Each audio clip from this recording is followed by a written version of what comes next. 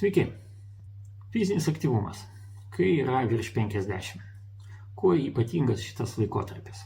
Jis ypatingas to, kad mūsų kūnas perėjo tam tikrą slenkstį ir jisai pradeda veikti, gyventi visai pagal kitus dėsnius, negu buvo 20 arba 30 metų. Ir daugelį atvejų žmonės gauna patarimą, kurį perskaito arba pamato iškirsta, kad reikia daugiau judėti, būti fiziškai aktyviam, ir tai yra dalis mūsų sveiko gyvenimo būdo.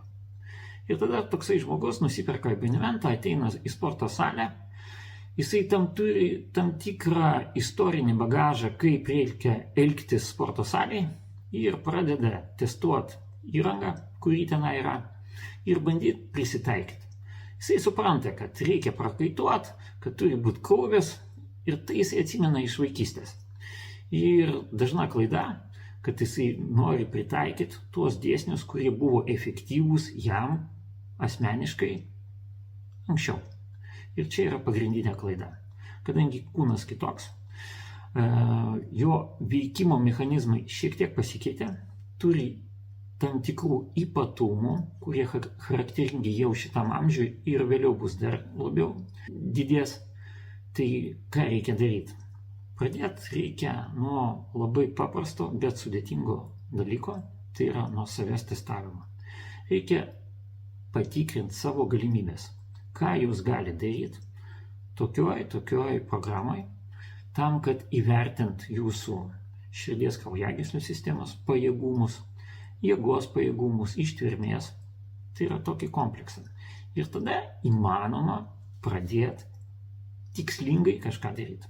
Ir tada jūs pasieksit ženkliai greičiau negu empiriniu būdu, bandydami įvairius prietaisus, treniruoklius, metodikas, su tikimybė, kad gal bus padės. Kodėl taip yra? Pagrindas yra tame, kad mes visi unikalūs ir ta istorija, kuri susikaupė per 50 metų, turi tam tikrą antspaudą. Ir va šitą antspaudą, tą visą mūsų programą, kuri dėta čia ir jau įrašyta mūsų kūne, reikia šiek tiek pakeisti. Ir čia ilgas darbas. Jisai visada prasideda nuo tam tikro diskomforto, kadangi tai absoliučiai nauja mūsų kūnui, mūsų gyvenimo būdui.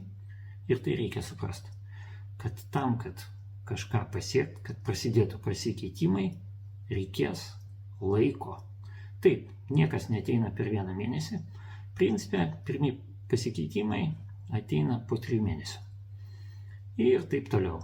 100 dienų pradžioje.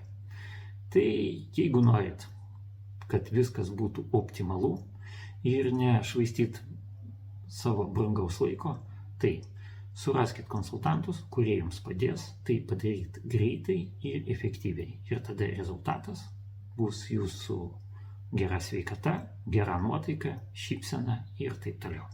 Iki.